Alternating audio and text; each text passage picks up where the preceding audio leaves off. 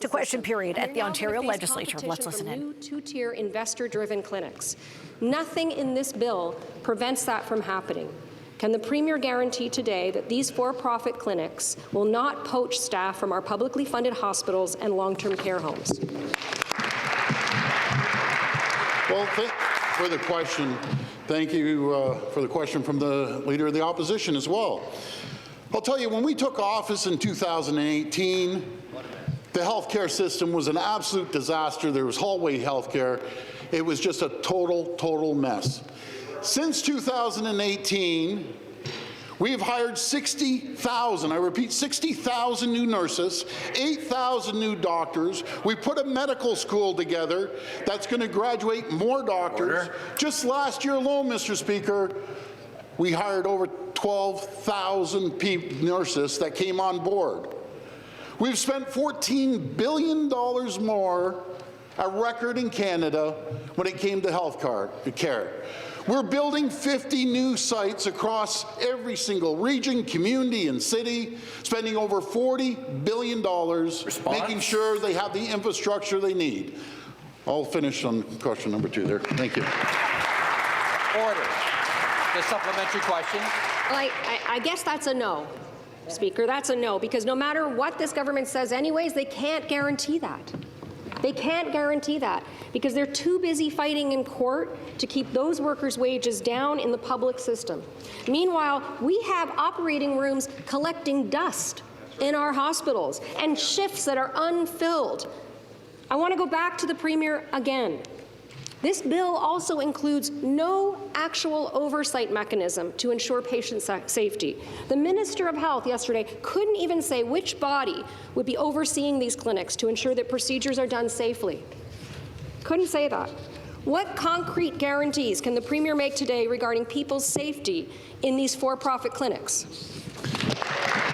Premier.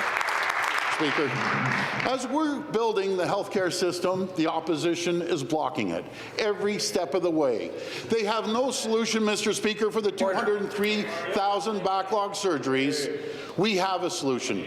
Working collaboratively with the Ontario Hospital Association, working collaboratively with the Ontario Medical Association, working collaboratively with the CEOs of the hospitals to make sure we take the burden off the hospitals when it comes to a hip replacement, a knee replacement, or cataracts that are happening right now.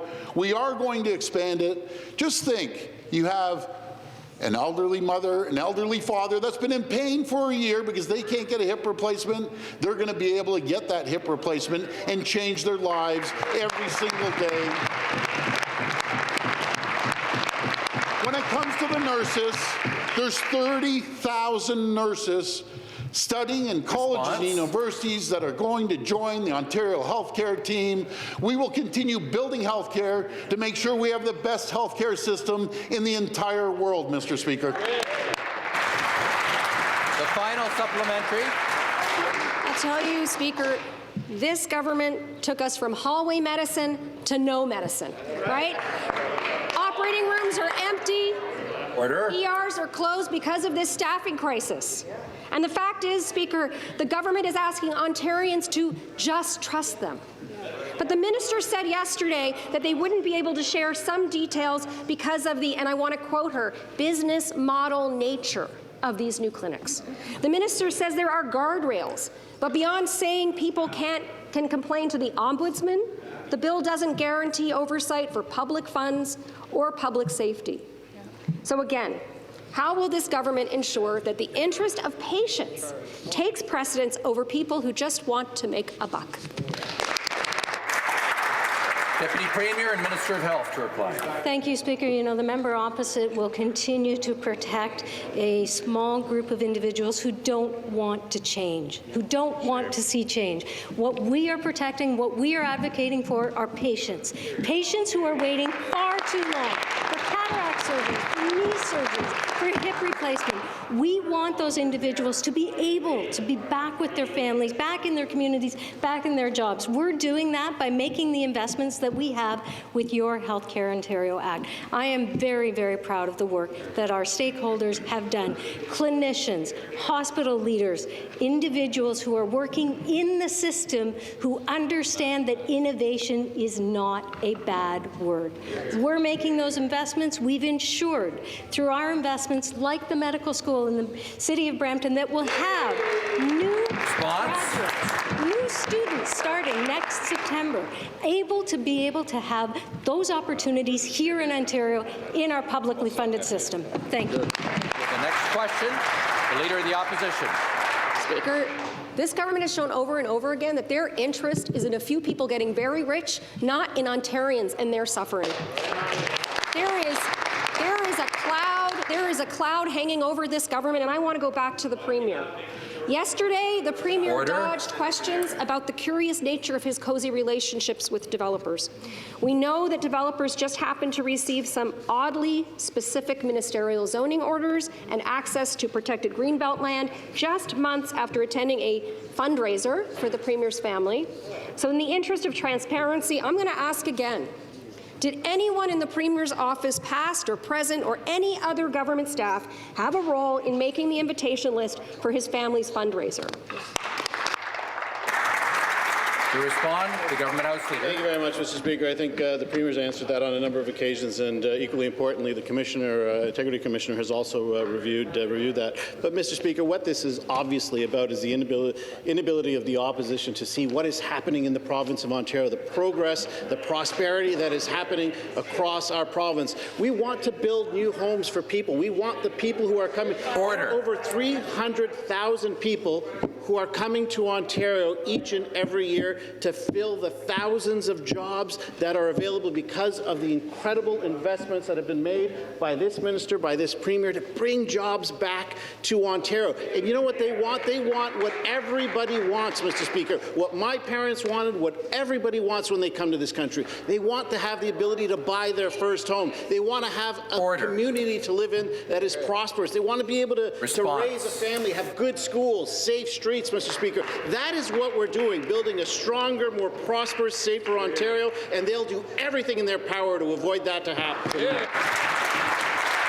Stop the clock.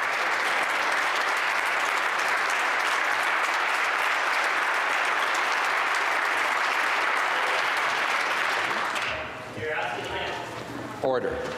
While the clock is stopped, I'll remind the members that we have the Youth Parliament participants in the Visitors Gallery today, and I think we want to show them our best efforts today.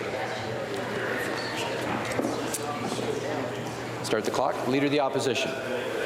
Speaker, you know, I really think that the people of this province deserve answers from the Premier.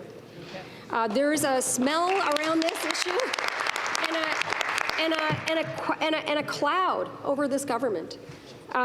It goes without saying that when you're the Premier of a province, you are held to a higher standard than the average father of the bride. Okay? Especially when the guest list includes lobbyists and developers who have since received suspiciously favorable changes to the law. The Premier has said his family events have an open-door policy. Why, then, are there reports that some people felt they were being strong-armed into paying to attend? Again, to the Premier, did anyone from his office help create the invitation list for this event, yes or no? Good question.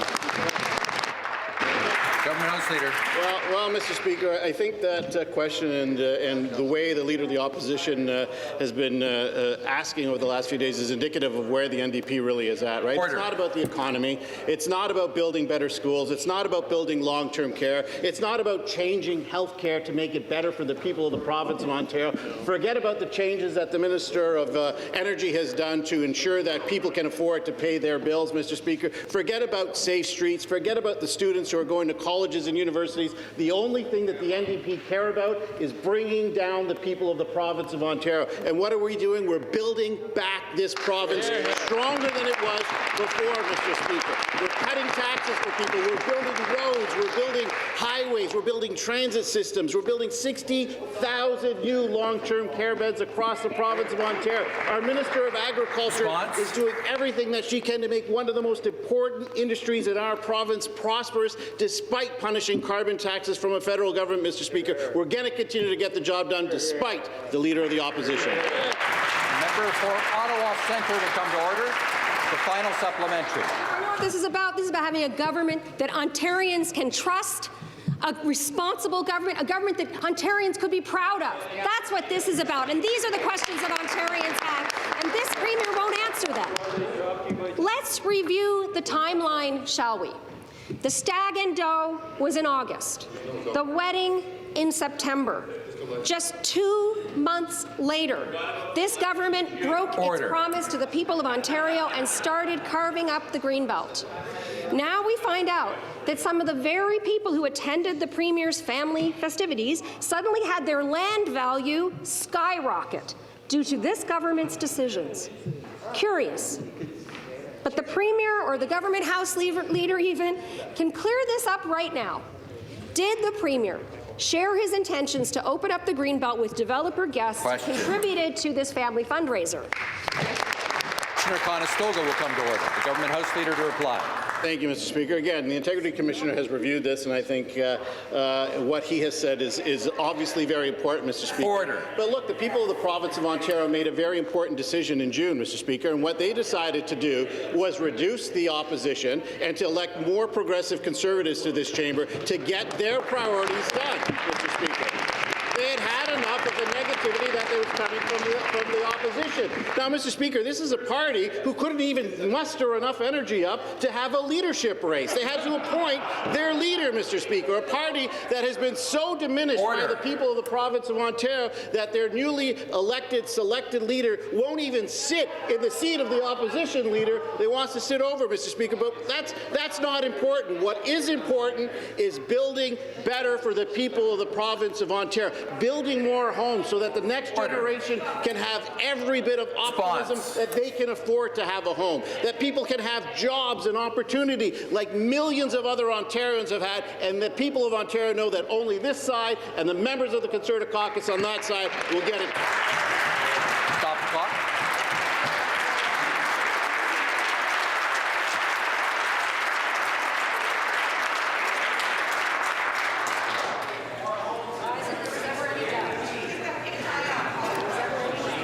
The House will come to order.